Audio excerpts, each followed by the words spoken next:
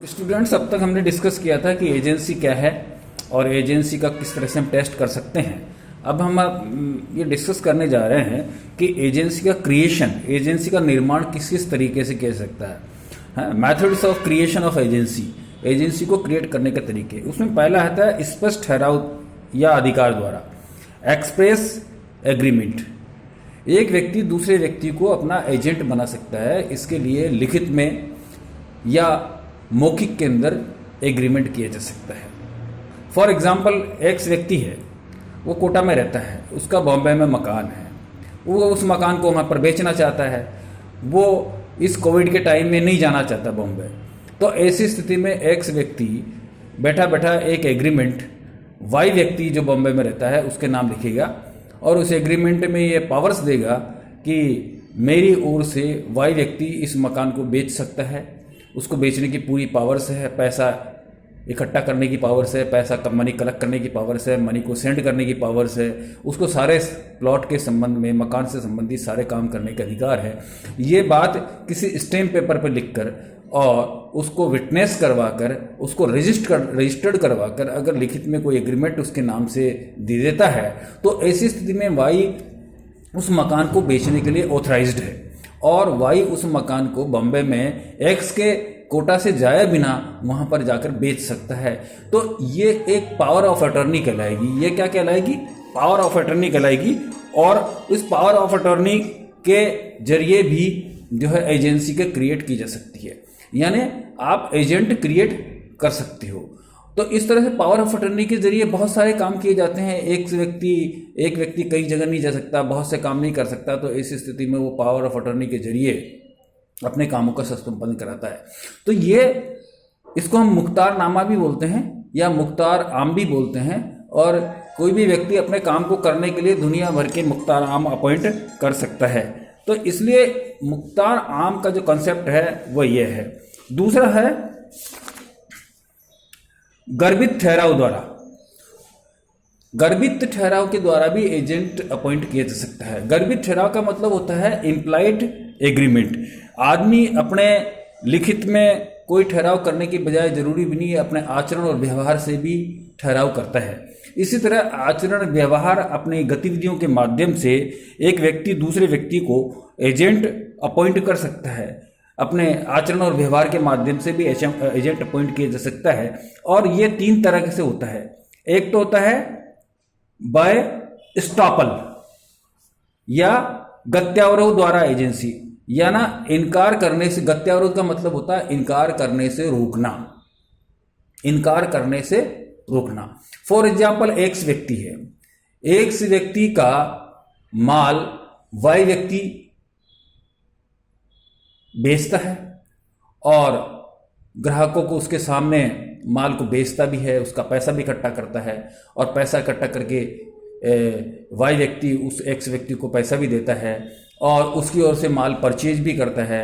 और ये सब गतिविधियां एक्स व्यक्ति के सामने वाई व्यक्ति करता रहता है और जेड व्यक्ति भी वाई व्यक्ति से माल खरीदता रहता है और उसको पेमेंट देता रहता है और उसकी तरफ से सारे काम वो वाई व्यक्ति करता रहता है। जेड व्यक्ति देखता है और एक्स कभी मना नहीं करता कि उसको काम करने के लिए, तो जेड के पास ये पर्याप्त आधार है विश्वास करने का कि वाई एक्स की ओर से एजेंट का काम कर रहा था। तो इसलिए कई बार क्या होता है कि दूसरे आदमी को इनकार करने से रोकने की वजह से तृतीय पक्षकार की थर्ड पार्टी में ये विश्वास पैदा हो जाता है कि वो एजेंट के रूप में काम कर रहा है, तो उससे एजेंसी की उत्पत्ति हो जाती है। यानी आप अपने आचरण व्यवहार से ऐसा प्रदर्शित करते हो कि कोई व्यक्ति एजेंट के रूप में काम कर रहा है और उसके सामने मना नहीं करते हो, तो ऐसी स्थिति में तृतीय पक्षकार को उस व्यक्ति को एजेंट मानने का पूरा अधिकार होता है। तीसरा है प्रदर्शन द्वारा एजेंसी। ये उसी तरह है जिस तरह की एजेंसी बाय एस्टॉपल होती है, गत्यावरोध द्वारा होती है। यानी आप दिखाने में इस तरह से दिखाते हो कि दूसरा आदमी को ये लगे कि ये व्यक्ति एजेंट के रूप में काम कर रहा है और जिसके ओर से वो काम कर रहा है वो व्यक्ति उसके लिए मना नहीं करता है, तो ऐसी स्थिति में वो प्रदर्शन द्वारा एजेंसी की स्थापना मानी जाती है।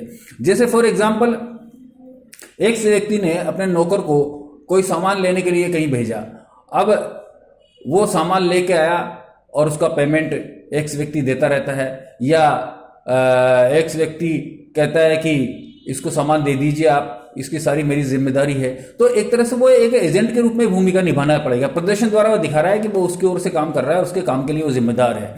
तो इस तरह से एजेंसी बाई होल्डिंग आउट भी एजेंसी की स्थापना होती है।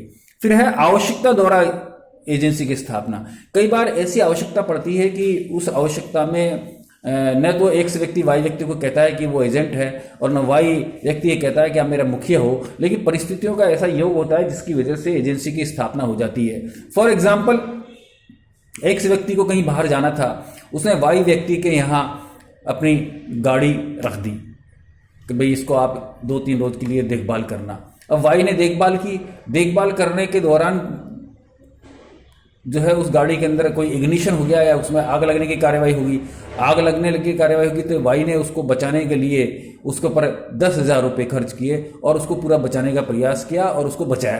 तो ऐसी स्थिति में यहाँ वाई और एक्स के बीच में जो संबंध है एक तरह से एजेंट के ऑटोमेटिकली आवश्यकता परिस्थितियों के अनुसार उत्पन्न हो गए, और वो एक्स को वाई को जो खर्चा किया है उसकी परिपूर्ति करनी पड़ेगी। यानी कहने का तात्पर्य यह कि परिस्थितियों के योग की वजह से भी एजेंसी की स्थापना हो जाती है, और इन परिस्थितियों की वजह से एजेंसी की जो स्थापना होती है उसके अंदर जो है मुखिया को सारा भार लेना पड़ता है।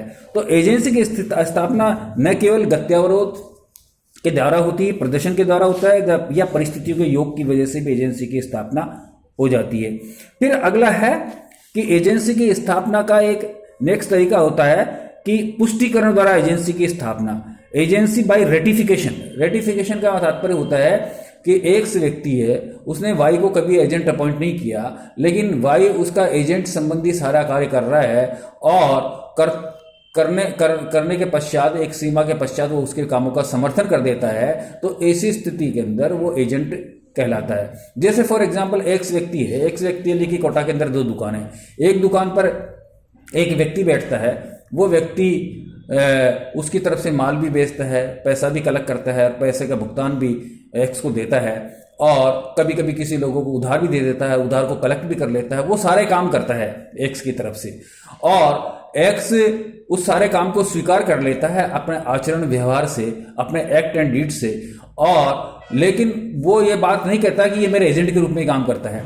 लेकिन एक समय के बाद में वो इस सब कामों को स्वीकार कर लेता है, तो यहाँ परिस्थितियों की वजह से माना जाएगा कि वो एक एजेंट के रूप में काम कर रहा था, और बाद में उसके द्वारा किए गए काम को कन्फर्म भी कर देता है, रेटिफाइड भी कर देता है, तो वो बाकायदा एक्स की तरफ से एजेंट माना जाएगा। तो एजेंट की स्थापना मुख्य रूप से 2 तरीके से की जा सकती है, लिखित रूप में, स्पष्ट रूप में, लिखित या मौखिक रूप में एक एग्रीमेंट के माध्यम से, या गर्भित व्यवहार के द्वारा भी एजेंट बनाया जा सकता है। गर्भित व्यवहार का मतलब होता है कि व्यक्ति अपने आचरण और व्यवहार से, अपने क्रियाकलापों से ऐसा प्रदर्शित करे कि दूसरा व्यक्ति एजेंट के रूप में काम कर रहा है, तो हम उसको एक अप्रत्यक्ष रूप से एजेंट मान सकते हैं।